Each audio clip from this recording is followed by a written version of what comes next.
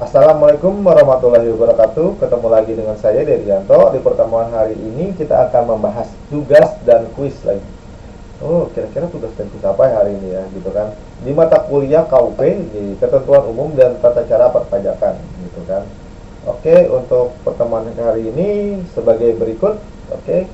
Nah, di sini mengenai tugas ke-6.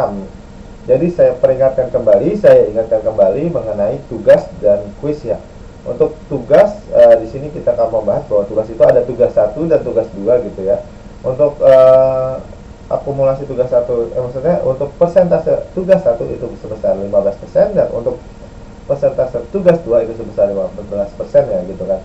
Jadi akumulasinya itu sebesar 30%. Jadi saya ingatkan kembali bahwa tugas dan kuis itu harus benar-benar dikerjakan ya kan seperti itu ya. Jadi tolong benar-benar dikerjakan gitu ya. Oke, karena mungkin penjelasan saya sudah singkat, jadi kita lanjut aja ke soal berikut ya. Nah, di tugas ke-6 di soal pertama berikut bisa kalian lihat, bisa kalian baca juga gitu kan. Untuk soal berikut di sini menjelaskan kenapa dalam perpajakan perlu adanya penomoran atau kode gitu kan. Aduh, kira-kira apa nih fungsi kode gitu kan? Apa untuk buffering nggak mungkin juga kan seperti itu kan. Kira-kira apa nih fungsinya gitu, kenapa dalam perpajakan perlu adanya penomoran gitu atau kode, kira-kira fungsinya apa gitu, atau konteksnya itu seperti apa gitu mengenai konsep dari perpajakan dengan adanya penomoran atau pengkodean, atau kenapa gitu kan. Jadi kode ini fungsinya untuk apa dan kenapa dibutuhkan kode, terus ada ada penomoran, apakah ada sistem antrian atau bagaimana. Jadi kira-kira seperti apa gitu mengenai jawaban dari soal nomor 1 berikut gitu kan. Jadi kira-kira apa nih? Ya mungkin bagi beberapa kalian masih belum paham juga. Jika kalian belum paham bisa saya ingatkan kembali untuk menonton video pembelajaran, atau bisa juga mereview video pembelajaran, atau bisa juga membaca e-book, atau bisa juga membaca materi yang telah diberikan, atau bisa juga membaca dari beberapa sumber-sumber lain gitu kan, bisa dari searching atau bisa dari buku-buku lain menurut para ahli atau berdasarkan dari pengarang masing-masing seperti itu. Jadi kira-kira jawabannya apa mengenai tugas ke-6 di soal pertama berikut ya gitu ya. Jadi kira-kira apa nih jawabannya tuh? Oke. Jadi kira-kira apa gitu. Jadi mungkin Oke, mungkin saya lanjut aja kali ya. Nah, di soal berikut di tugas kedua, jelaskan jenis kode PPH 21. Kira-kira jelaskan jenis kode PPH. Nah, kira-kira apa nih jenis kode PPH 21? Jadi yang saya tahu kan banyak nih jenis kode PPH 21, tolong dijelaskan. Jadi tolong dirinci mengenai jenis kodenya, terus penjelasannya apa nih dari PPH 21. Ya karena banyak ya, saya berharap kalian bisa jelaskan gitu, atau bisa biar kelihatan rapi, dibuat tabel terus dijelaskan mengenai kode dan penjelasannya itu lebih bagus gitu kan, lebih rinci dan lebih mantap gitu. Jadi kira-kira jawabannya di soal kedua ini apa nih gitu kan. Jadi kira-kira apa nih konteksnya dari soal kedua ini gitu kan.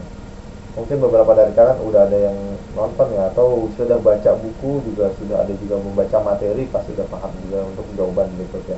Untuk belum paham mengenai soal kedua ini, bisa kalian review lagi gitu kan, bisa nonton video pembelajaran lagi, bisa juga mengulang-ulang kembali dari buku-buku dan itu, atau membaca kembali.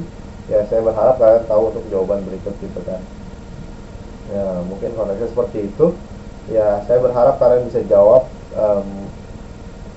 secara detail, secara catat, secara bagus gitu kan, untuk jawaban soal berikutnya. Oke, mungkin beberapa dari kalian sudah ada yang menjawab. Kita lanjut aja ke soal berikut mungkin ya. Oke, kita lanjut next. Nah, di sini di soal ketiga ya, jelaskan jenis kode PPH 24. Oke, tadi sudah menjelaskan mengenai PPH 21. Nah, sekarang PPH 24-nya itu seperti apa? Nah, untuk PPH 24 itu seperti apa nih? Nah, konteksnya kan masih sama nih. Berarti jawabannya berbentuk ya hampir sama juga seperti berikut, tapi ya tentunya kodenya berbeda dan penjelasan mengenai setiap kodenya juga berbeda. ya kan. Jadi tolong dijawab secara detail, namun juga harus sesuai dengan konteks dari jawaban. Jangan sampai kalian kodenya A, kalian jawabnya bukan A malah B gitu kan. Jadi tolong dibaca kembali terus baru dijawab gitu kan, dijawab dengan teliti gitu mengenai soal berikut seperti itu. Oke, mungkin karena kalian beberapa sudah pada menjawab ya gitu. Kita lanjut aja ke soal berikut. Oke, saya next. Nah, di soal keempat nih, di soal keempat di tugas ke-6 ya. Jadi jelaskan jenis kode PPH badan. Nah, di sini yang tadinya PPH pasal 2124, nah sekarang PPH badan nih. Jadi kira-kira jawabannya apa nih kodenya? Kodenya ada berapa kode atau berapa konteks ya kode itu dijelaskan juga nih dari masing-masing kode itu fungsinya untuk apa sih? Apa kode A untuk produksi atau segala macam? Saya nggak tahu nih. Jadi kalian tolong baca kembali materi yang saya berikan, terus bisa juga membaca kembali ebook atau bisa juga membaca beberapa materi yang ada gitu kan, terus bisa juga menonton video pembelajaran seperti itu. Nah, kira-kira seperti itu. Jadi kira-kira jawabannya apa mengenai soal keempat di tugas ke-6 ini. Oke, mungkin beberapa kalian sudah pada menjawab, kita lanjut aja. Saya next ya. Nah, berikut di quiz ya. Di quiz kelima berikut sebagai berikut ya. Nah, kita lanjut aja. Soalnya itu penentuan bentuk, isi dan tata cara pengisian setoran terutang. Nah, jadi di soal berikut di sini penentuan bentuk, isi dan tata cara pengisian setoran pajak terutang. Kira-kira apa nih? Itu dia itu tertuang di mana gitu? Apa di pada apa gitu kan? Di sini ada beberapa soal dan maaf, ada beberapa jawaban. Kira-kira jawabannya yang mana nih yang benar mengenai soal berikut? Apakah sesuai dengan Per 09 garis miring PJ garis miring 2020 ataukah B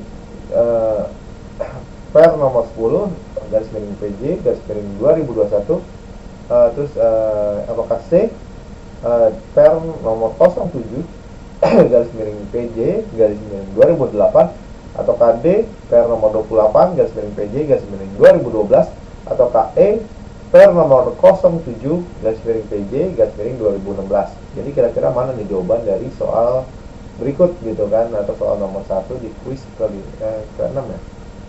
Quiz ke-6 ya. Oke. Ini quiz ke-6 tadi mohon maaf di sini ada kesalahan ya. Mohon maaf, ini quiz ke-6. Oke, jadi kira-kira apa nih gitu kan. Gitu, oke. Mungkin saya lanjut aja. Mungkin beberapa kalian udah pada jawab kali yang tadi ya. Jadi kita lanjut aja ya. Nah, di sini di kedua ya, soal kedua gitu kan. Kode pada setoran pajak untuk PPH pasal 21 kira-kira apa nih gitu kan. Nah, jadi kira-kira apa nih kode gitu kan.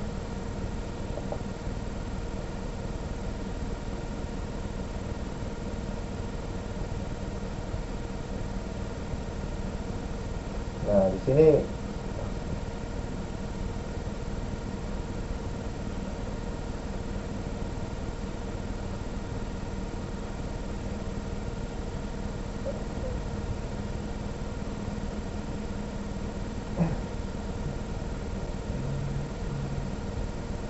oke, saya lanjut aja di soal kedua ya. Tadi kan udah membahas soal pertama, mungkin kalian sudah paham juga ya mengenai soal pertama, udah pada menjawab juga ya. Jadi di soal kedua berikut kira-kira seperti apa nih? Kode pada setoran pajak untuk PPH pasal 21. Kira-kira kodenya berapa nih? Berapa kan tadi kalian sudah menjawab nih yang tugas tuh.